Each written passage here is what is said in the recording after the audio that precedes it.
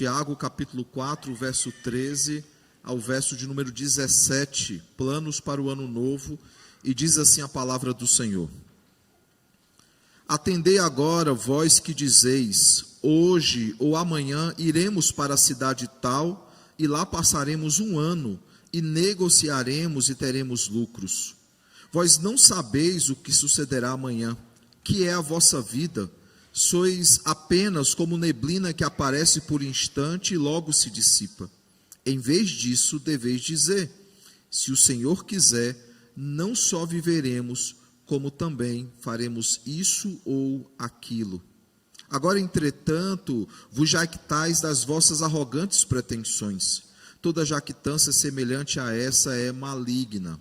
Portanto, aquele que sabe que deve fazer o bem e não o faz, nisso está pecando. Oremos ao Senhor.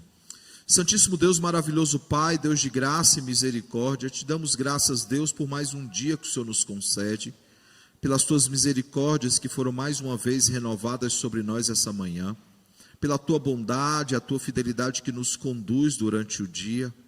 Tantos motivos temos, Pai, para glorificar o teu nome, Senhor. Tantos motivos temos para render graças ao Senhor. Por isso estamos aqui essa manhã.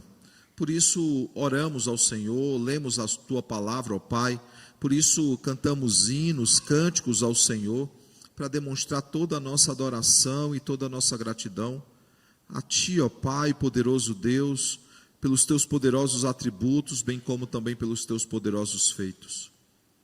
Graças te damos, ó Pai, porque o Senhor tem conduzido, Senhor, as nossas vidas para a glória do Teu nome, Pai. Por isso, essa manhã te pedimos mais uma vez que o Senhor molde os nossos corações, para que possamos, Pai, não apenas ouvir a Tua palavra, mas colocá-la em prática.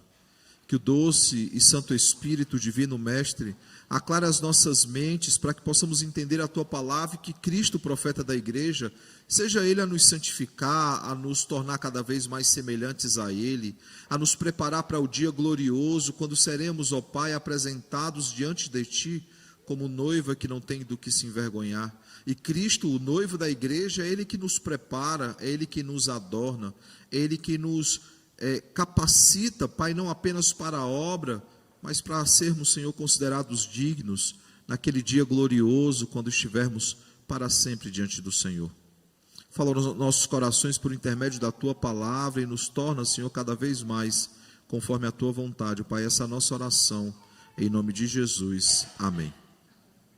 Irmãos, estamos finalmente em 2006. Passa ligeiro o tempo, né? Conversava com um dos presbíteros. Dia 8 agora eu vou fazer 3 anos de posse, né? Mas já é o 4º ano já de ministério aqui já. E eu falei, rapaz, muito rápido. As coisas passaram ligeiro demais, né? A gente piscou os olhos e passamos da mudança de ano de 24 para 25 para a mudança de ano de 25 para 26. Muito rápido, mais uma passagem de ano, né? Aqueles que vão comemorando aí os anos, lembrando da idade, né?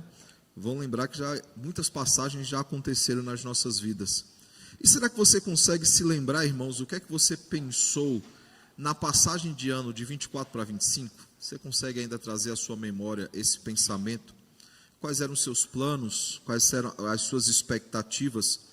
Quais projetos nós tínhamos para o ano de 2025?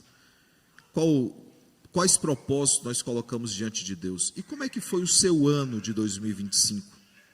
Um ano além de passar voando, será que você conseguiu aí colocar em prática essa sua lista que você colocou diante do Senhor? Percebam, irmãos, que isso nos mostra uma coisa bem simples e bem séria. Nós corremos o risco, durante a nossa vida, de viver uma mera rotina. Uma mera série de acontecimentos, fatos, de sucessão de eventos, tornando uma mera rotina, a ponto de nos cansar. É mais ou menos isso que Moisés diz no Salmo 90, né? Que chegado aos 70, 80 é canseira e enfado, né? Parece que os dias se repetem e as coisas são as mesmas coisas o dia inteiro e todos os dias. É como um mero passar de anos ou dias nas nossas vidas, onde nós não refletimos sobre as nossas decisões ou sobre o que nós devemos fazer para que de fato glorifiquemos o Senhor dia após dia, cumprindo assim o fim principal do homem, que é glorificar a Deus e alegrar-se no Senhor para todo sempre. O texto de hoje, irmãos, ele nos ensina a respeito não apenas sobre como tomar decisões, mas a respeito de quem de fato está no comando das nossas vidas e sobre como essas decisões devem ser tomadas para que ele seja glorificado em tudo e em todas as coisas. É sobre isso que eu gostaria de falar essa manhã. Eu gostaria de falar sobre um novo ano que se inicia, mas um ano que deve ser planejado, não com presunção humana, como o texto diz, mas com a humildade diante de um Deus soberano que conhece o futuro e sabe nos direcionar e nos aconselhar pela sua palavra para que tomemos decisões que agradem ao Senhor, decisões que sejam bíblicas. Nós estamos diante, irmãos, do primeiro livro a ser escrito no Novo Testamento. A Epístola de Tiago ela é escrita no ano 45 e é o primeiro escrito do Novo Testamento. O segundo escrito é datado em 49, e aí há uma discussão se foi 1 Tessalonicenses, se foi Gálatas, mas o fato é que o primeiro escrito está diante de nós, o livro de Tiago. E o Tiago, que escreve essa epístola, eu não tenho como me aprofundar muito na biografia dele hoje, como eu disse, nós teremos um momento oportuno para olhar para toda a epístola de Tiago, mas o Tiago que escreve a Bíblia, que escreve o texto de hoje, é o Tiago que era irmão de Jesus. Não irmão apenas por fraternidade, era irmão de fato de sangue. Maria teve outros filhos, como nós veremos, quando olharmos com mais calma para a epístola de Tiago, nós veremos que Maria, ela teve outros filhos, e desses outros filhos e filhas também, 2 são autores bíblicos, Tiago, que escreve a epístola de Tiago, e Judas, que escreve a epístola de Judas. Esse Tiago, irmãos, ele é alguém que possivelmente foi convertido, possivelmente não, certamente foi convertido após a crucificação de Cristo. Por que eu digo isso? Porque até a crucificação, os irmãos de Jesus não criam no Senhor. Não é à toa que Maria está sozinha na crucificação. Não é à toa que há o cuidado, inclusive de Jesus, de dizer a João, João, toma, esta é tua mãe, e mulher, eis aí o teu filho. Porque ela não tinha na sua família outros que comungassem da mesma fé. José já havia morrido, os filhos não criam no Senhor. Mas acontece um evento, irmãos, entre a crucificação de Cristo e a ressurreição, a sua pós-ressurreição no caso, antes da sua assunção, há um evento onde os irmãos de Jesus, pelo menos Tiago e Judas e outros, porque nós veremos que o texto de Atos usa no plural ali, em algum momento os irmãos de Jesus, vendo o Cristo ressurreto, creram no Senhor. Por que eu digo isso? Porque João 7,5 ele vai dizer antes que eles não eram convertidos, mas Atos 1,14 vai dizer que perseveravam unânimes em oração os discípulos, Maria e os irmãos de Jesus, deixando claro que agora eles fazem parte da igreja do Senhor. Em 1 Coríntios 15,7, registra inclusive que esse irmão de Jesus, Tiago, foi uma das testemunhas oculares da ressurreição de Cristo. Além disso, irmãos, a Escritura traz outros detalhes a respeito de Tiago. Por exemplo, Atos 12:17 vai dizer que ele era amigo de Pedro e ele era uma referência na igreja. E antes que alguém rapidamente diga, mas e o Tiago? Da música, Pedro, Tiago e João no barquinho, Tiago, irmão de João, não seria esse o amigo de Pedro e coluna ou referência da igreja? Não, porque o capítulo 12 abre justamente contando a morte desse Tiago. O capítulo 12, ele afirma que esse Tiago, ele foi morto por Herodes. Então não há como ser o mesmo Tiago. E aí nós vemos então que esse Tiago, em Gálatas 2,9, é considerado por Paulo como uma das colunas da igreja. Esse mesmo Tiago, ele foi reconhecido como apóstolo nessa mesma carta de Gálatas, no capítulo 1, verso 18 e 19. Esse mesmo Tiago, ele liderou o concílio de Jerusalém em Atos 15. E percebe, irmãos, que ele tem várias credenciais que o tornam importante. Ele é referência na igreja, ele é amigo de Pedro, ele é um dos colunas da igreja, ele é chamado de apóstolo, ele é irmão de Jesus, mas ele começa a carta se colocando como servo, aquele que é servo de Cristo, ele não quer credenciais, ele não quer dar carteirada, ele se coloca como servo, como alguém que é escravo de Cristo. E ele escreveu uma carta que é muito prática, talvez uma das cartas mais práticas das Escrituras, e que é resumida ali em Tiago 1:22, que diz: torne-se, pois, praticantes da palavra e não somente ouvintes, enganando-vos a vós mesmos. Esse Tiago, irmãos, nos apresenta então uma carta muito prática, que trata de forma muito prática de vários assuntos práticos importantes para a vida cristã. E o assunto que ele trata conosco essa manhã é justamente sobre os planos, sobre a falibilidade dos planos humanos, como eles são falhos. E o texto começa dizendo exatamente isso: atendei agora, vós que dizeis, hoje ou amanhã iremos para a cidade tal, e lá passaremos um ano, e negociaremos e teremos lucro. Nós vemos aqui ele condenando aqueles que fazem uma agenda, e o problema não é a agenda, e ele vai deixar isso claro. Se você pegar o meu celular, já mostrei inclusive para o seminarista, o Flávio, você pegar meu celular, tem muita coisa já programada na agenda de 2026. O conselho, junto com a junta diaconal e a liderança, se reuniu há um mês atrás e fechou a agenda 2026, com os eventos que nós pensamos que vão acontecer. Por que é um problema nós afirmarmos que hoje ou amanhã nós iremos a tal cidade, nós passaremos lá um tempo, um ano ou mais, e negociaremos e teremos lucro? O próprio texto ele responde essa pergunta. Veja o verso 14: vós não sabeis o que sucederá amanhã, que é a vossa vida, sois apenas como neblina que aparece por instante e logo se dissipa. Veja que o autor bíblico ele vai nos lembrar ou vai nos advertir a respeito de uma verdade. Nós não temos controle algum sobre as coisas que vão acontecer, quando vão acontecer e se vão acontecer. Nós não temos controle sobre o futuro. Nós não temos controle sobre o futuro, seja ele daqui 5 dias ou daqui 5 minutos. Você já foi pego numa experiência que a situação virou rapidamente? Em fração de segundos ou de minutos, as coisas mudaram e você disse: nossa, eu não esperava por isso.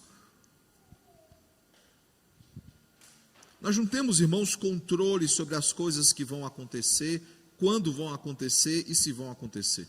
E é importante pensarmos sobre isso, porque nós estamos no primeiro culto do ano e nós temos diante de nós um ano inteiro.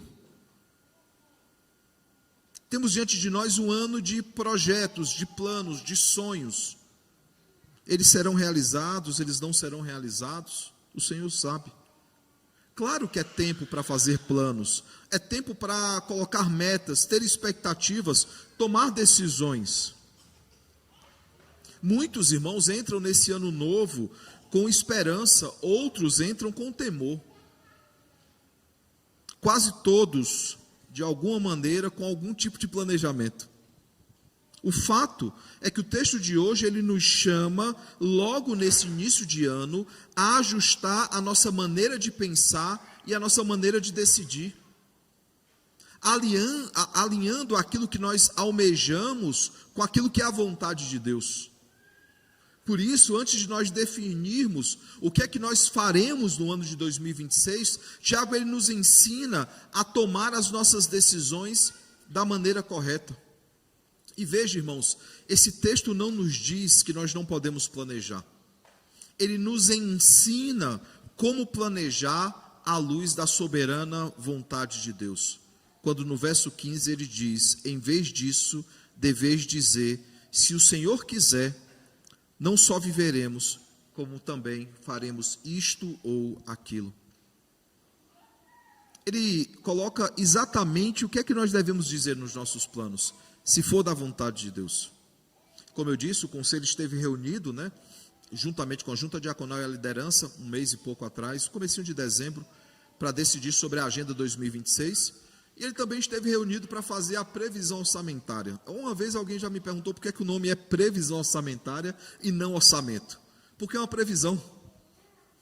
É uma previsão de entradas, é uma previsão de saídas que podem ou não acontecer, tanto de forma positiva ou negativa. É uma previsão. Nós colocamos diante do Senhor o que é que nós pensamos sobre o futuro. Mas se for da vontade do Senhor, será executado ou não. O papel do conselho, claro, como um bom administrador, é gerir os recursos e colocar em prática o orçamento, a previsão orçamentária. Mas é uma previsão. Tiago nos diz que os nossos planos, os nossos projetos, devem ser tratados como previsão. Previsão no sentido de colocar diante do Senhor e dizer, se for da vontade do Senhor, não só iremos a tal cidade, como faremos tal negócio, se for da vontade dele, nós acordaremos, o texto fala sobre isso, não só viveremos, ou seja, amanhã podemos não acordar. Ou como diz lá uma política conhecida lá no Rio Grande do Norte, né? Acordou morto, né? A pessoa pode acordar morta. E além desse alerta a respeito de como os planos devem ser feitos, Tiago ele também vai nos dar uma importante advertência em relação às motivações. O verso 16 e 17 diz, agora entretanto vos jactais das vossas arrogantes pretensões. A palavra jactância ou jactais, né, o verbo jactar é gloriar. Tá? E antes que alguém pense que esse gloriar pode ser só negativo, o texto vai dizer que ele pode ser também positivo. Quando é que ele é negativo? Quando há as arrogantes pretensões. Qual é a arrogante pretensão? É ter a arrogância de achar que você pode dizer como é que vai ser o futuro. E aí ele continua aqui no texto dizendo o seguinte, toda jactância semelhante a qual? A essa, ou seja, com arrogante pretensão, toda jactância semelhante a essa é maligna. Há jactâncias que podem ser benignas, sim. Semelhante a essa é maligna. O texto já fecha a questão. E ele conclui dizendo, portanto, aquele que sabe que deve fazer o bem e não o faz, nisso está pecando. Ele conclui dizendo o seguinte, eu já avisei para vocês como é que vocês devem planejar o futuro, quais devem ser as motivações. Se vocês não fizerem o que for bom, o que for bom diante do Senhor, vocês estão pecando contra Ele, porque sobre essa matéria eu acabei de advertir os irmãos, é isso que ele está dizendo ao concluir. Eu já vi muita gente olhando para esse verso 17 dizendo, é um verso meio solto, parece que não tem a ver com o texto. Tem sim, ele conclui dizendo como devem ser os projetos, quais são as motivações do projeto. Ele diz o seguinte, portanto, aquele que sabe que deve fazer isso e não faz, nisso está pecando. Além das motivações erradas, está pecando em desobedecer a palavra do Senhor. Mais uma vez, irmãos, o texto ele não nos diz que nós não devemos planejar, mas ele nos ensina como devemos planejar diante do Senhor, quais devem ser as motivações que estão no nosso coração. E o que é que nós aprendemos então com esse texto? E o que é que esse texto nos ensina? 3 pontos bem simples para colocarmos em prática nesse ano que se inicia. A primeira coisa que esse texto ele nos ensina é que os planos humanos eles são falhos. Eles são falíveis. Veja o verso 13 e 14. Atendei agora vós que dizeis, hoje ou amanhã iremos à cidade tal, e passaremos lá 1 ano, e negociaremos, e teremos lucro. Vós não sabeis o que sucederá amanhã, que é a vossa vida, sois apenas como neblina que aparece por instante, e logo se dissipa. A cada novo ano, irmãos, nós temos o ímpeto, o desejo em nossos corações, de planejar tempo, lugar, atividade e resultados. Como se tivéssemos algum controle sobre todas as variáveis da nossa vida. E mais uma vez, irmãos, o problema não está no planejamento. Claro, eu estou deixando isso muito claro, para a gente não ficar o Deus dará, Eu vou sentar numa cadeira e vou esperar as coisas acontecerem. Não, há um planejamento nas nossas vidas. O que a gente está discutindo aqui é como esse planejamento ele deve acontecer. E veja, irmãos, que o problema ele não está no planejamento, mas na total e completa ausência de Deus nos nossos planos. Sinceramente, quando você estava pensando em 2026, você colocou Deus dentro dessa agenda e dentro do seu planejamento? Você colocou diante do Senhor e procurou diante do Senhor qual era a vontade de Deus? Você fez essa consulta ao Senhor? Senhor, os meus planos são falíveis. Eu não tenho controle sobre as minhas decisões. Eu não tenho controle, irmãos.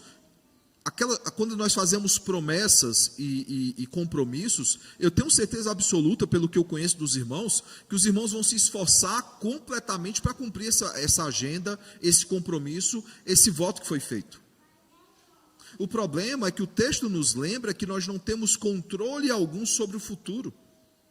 E Tiago, ele confronta essa presunção com um simples fato e um devastador fato. Nós não sabemos o dia de amanhã. Nós não sabemos. Nós não sabemos o que vai acontecer daqui 5 minutos. Nós não sabemos o que nos acontecerá quando sairmos dessa igreja. Nós não sabemos.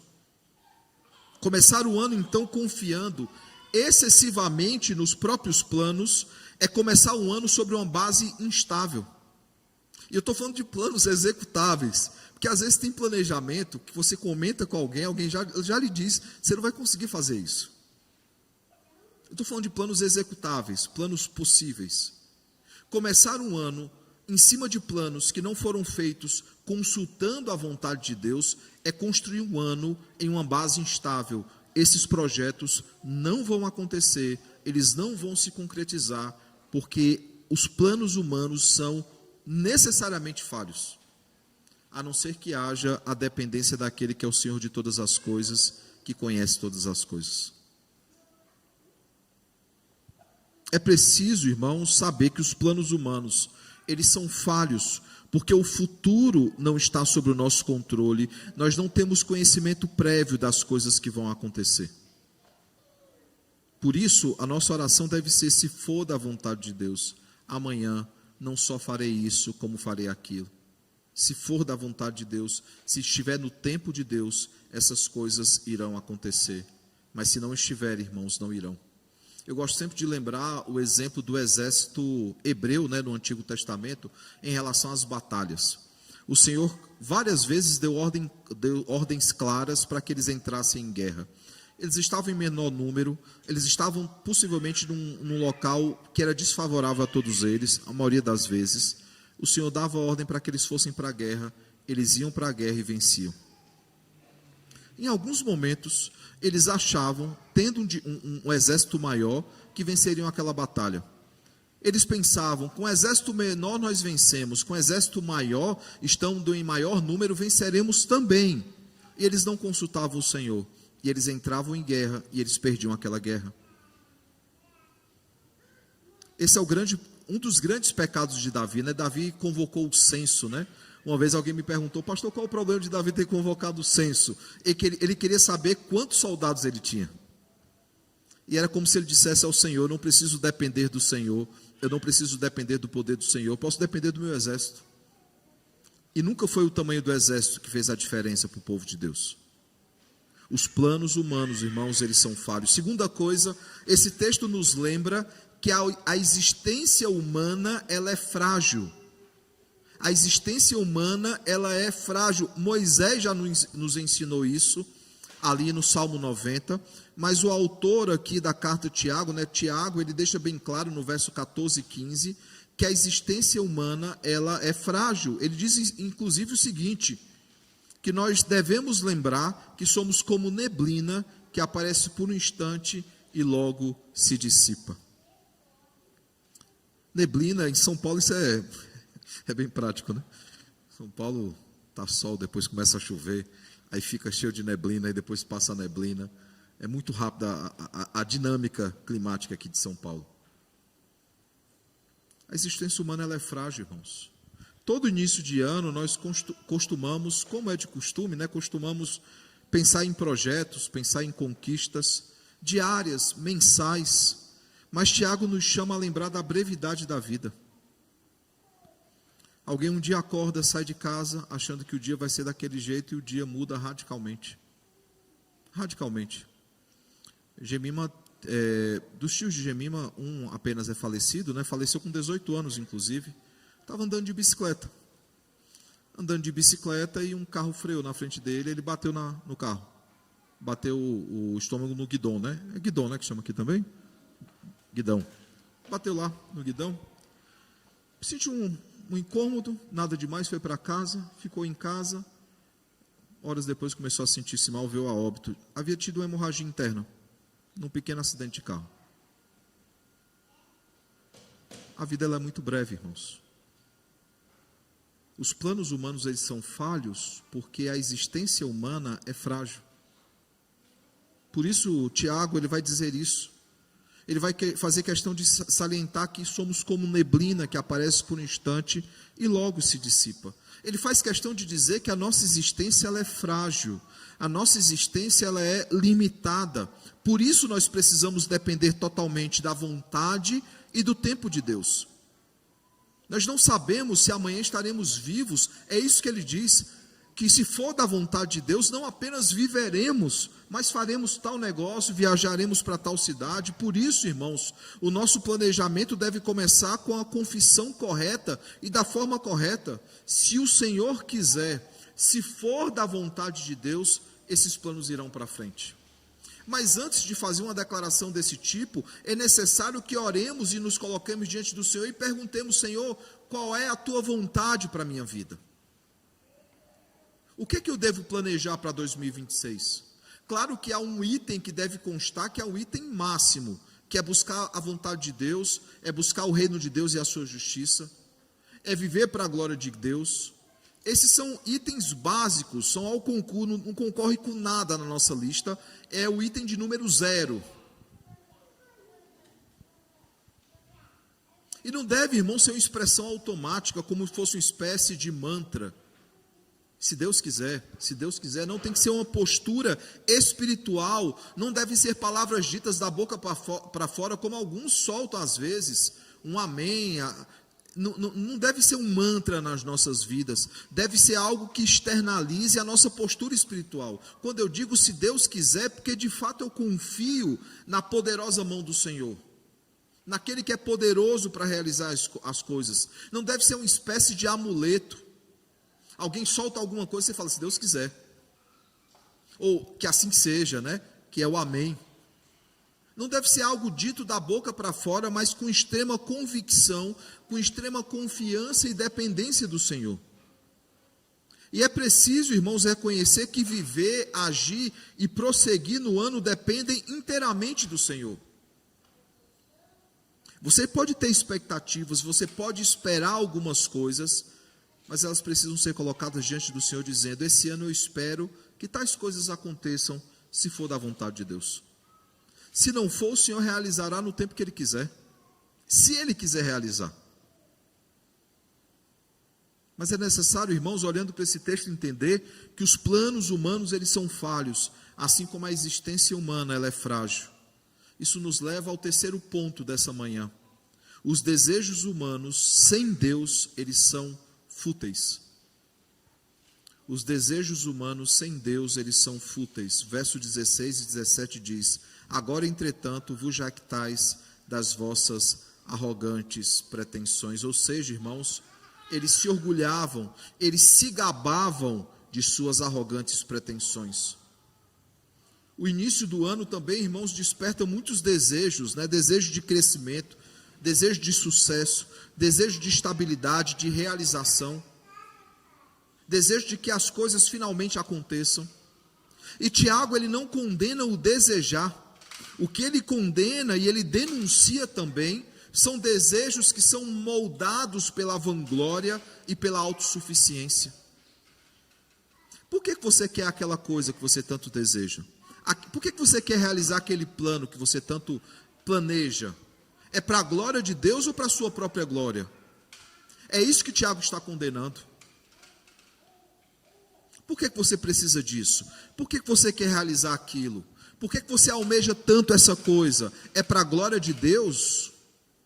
Ou é para a sua própria glória? Porque quando é para a glória de Deus, e nós dizemos se for da vontade de Deus, e aquela coisa não se realizar, a gente não vai ficar triste nem frustrado.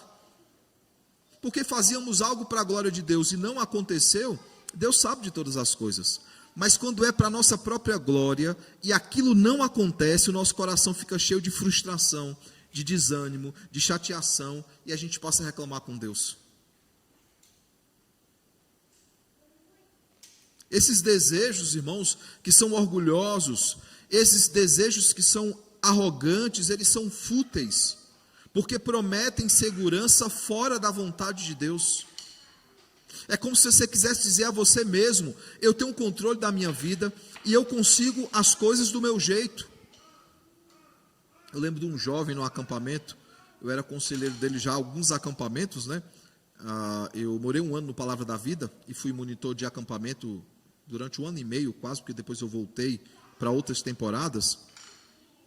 E eu lembro de um jovem que eu acompanhei, depois ele, graças a Deus, conseguiu se casar, mas eu lembro ele com seus 18 anos, no ápice da sua maturidade, do seu conhecimento do futuro, e ele chegou e disse para mim assim: pastor, já tive uma conversa muito séria com Deus a respeito do meu futuro amoroso. Disse para ele: Deus, deixa que eu resolvo, se der errado o senhor se mete. E eu falei assim: que plano tolo você tem. Eu não preciso dizer que ele quebrou a cara algumas vezes até ele entender que Deus é quem controla e conduz todas as coisas.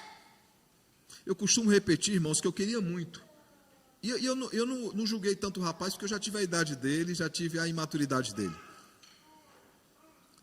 Quem nunca desejou, irmãos, por exemplo, eu tenho 43 anos, né? Faço 44 agora no meio do ano. Quem nunca desejou ter a mente que tem hoje, a maturidade que tem hoje, naquela idade de 18 anos? Quantas decisões diferentes nós não teríamos tido? Motivações, irmãos. Claro, essas motivações são também fruto, muitas vezes, da imaturidade. O texto ele não vai listar quais são os motivos das motivações erradas. Ele só vai dizer o seguinte: para com isso. Ele só vai dizer o seguinte: que toda jactância que é arrogante, que é maldosa, ela não glorifica ao Senhor, logo ela é um pecado contra Deus. Ele conclui dizendo isso: portanto, aquele que sabe que deve fazer o bem e não o faz, nisso está pecando. Veja que ele nos lembra aqui, irmãos, que é preciso entender que ao entrar no ano novo, sabendo que Deus deve ser o centro das nossas vidas, e ainda assim, Ele sendo o centro das nossas vidas, o Senhor das nossas vidas, ainda assim, planejar sem o Senhor, sem o cuidado do Senhor e sem buscar no Senhor resposta, não é um mero descuido, é um pecado consciente contra Deus. Alguém que quando os planos dão errado diz: opa, me descuidei, era para ter procurado a vontade do Senhor. Não é descuido, o texto está dizendo que é pecado, e é um pecado consciente, porque aquele que sabe que deve fazer o bem e não o faz, nisso está pecando. Aquele que sabe que deve proceder daquela forma e não procede, está pecando contra Deus. Por isso, irmãos, os desejos humanos sem Deus, eles não são apenas fúteis, eles são pecaminosos. E é necessário nesse primeiro ano, nesse primeiro dia, nesse primeiro culto desse ano, é necessário nós refletirmos sobre isso. Sobre como a existência humana, ela é frágil, de como os nossos planos são falhos e de como os nossos desejos sem Deus, eles são fúteis. E aí você pode memorizar essas 3 palavras, né? Fabilidade, futilidade e fragilidade. Memorize. Se você não lembrar de mais nada, memorize essas 3 palavras. Ou se você quiser a versão resumida, né? Frágil, falho e fútil. Esses são os planos humanos sem Deus. Eu pergunto então, que aplicações nós podemos tirar do texto dessa manhã?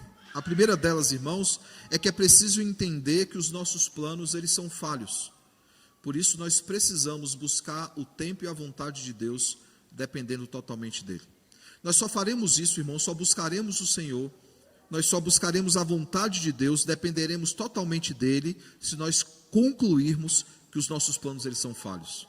Porque se nós não concluirmos isso, nós continuaremos nos achando autossuficientes e capazes de fazer qualquer coisa, e continuaremos a dar murro em ponta de faca, a dar com a nossa cara na porta. Continuaremos fazendo isso. É necessário reconhecer que os nossos planos são falhos. Não é pela nossa capacidade que as coisas acontecem, é pela capacidade do Senhor. É Ele quem opera em nós o querer e o realizar conforme o seu poder. Segunda coisa, irmãos, é preciso entender que a nossa existência ela é frágil. Logo, nós devemos esperar naquele que é eterno, que sabe todas as coisas e tem o controle de todas as coisas. Lembra o Salmo 127 que nós lemos essa manhã? Se o Senhor não guardar a cidade, em vão vigia a sentinela. Fútil será acordar cedo, trabalhar o pão, trabalhar no dia a dia, porque são frágeis os planos.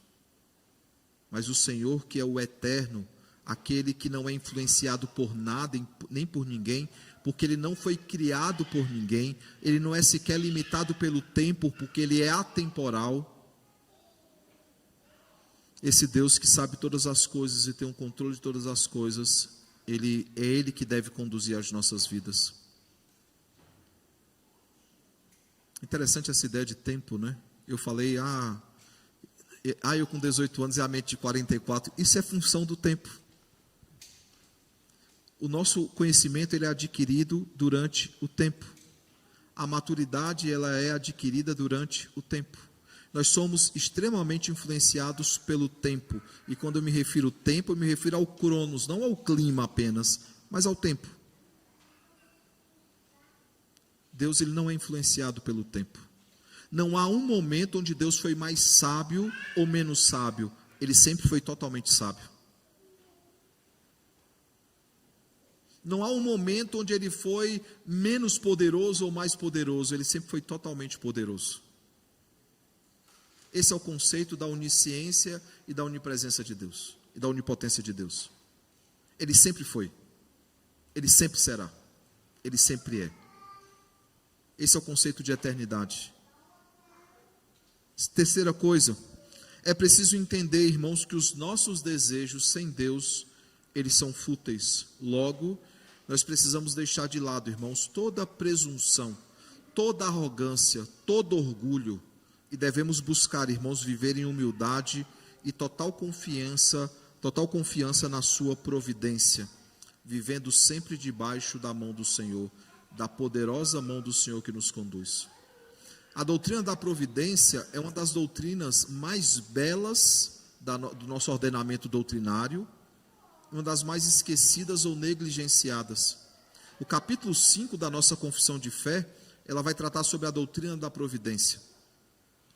E ela vai dizer o seguinte: Deus ele governa, ele mantém, ele sustenta, ele dirige todas as coisas, da maior a menor, todas as criaturas, ele tem um governo sobre todas as coisas, sobre todas as pessoas. Não há nada que fuja ao controle do Senhor.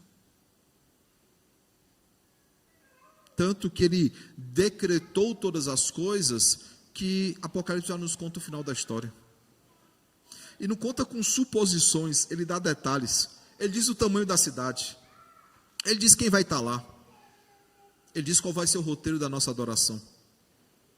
É um Deus que está no controle de todas as coisas. E por isso, irmãos, nós devemos buscar viver em humildade e total confiança na providência do Senhor. Mas para isso é necessário deixar de lado toda presunção, toda arrogância e todo orgulho. Todo desejo que sendo sem Deus é fútil, tem que ser deixado de lado. Eu pergunto então, irmãos, como nós viveremos em 2026? Quais são os nossos planos? Minha sugestão é que ao chegar em casa você revisite a sua lista de projetos para 2026 e você a refaça colocando essa condicionante: se for da vontade de Deus, esses planos, eles irão ou não acontecer. Que o bom e eterno Deus, irmãos, nos ajude a começar esse novo ano com sabedoria. Que Ele nos ajude a depender totalmente dEle e da sua vontade. Uma vontade que é boa, perfeita e agradável, mas não apenas porque ela é boa, perfeita e agradável, é porque a nossa vontade, fora da vontade de Deus, ela não irá acontecer. Que possamos, irmãos, de fato, planejar o ano de 2026 na expectativa de mais um ano na presença do Senhor, onde buscaremos glorificar a Deus e manifestar a sua glória, conhecê-lo cada vez mais e torná-lo conhecido.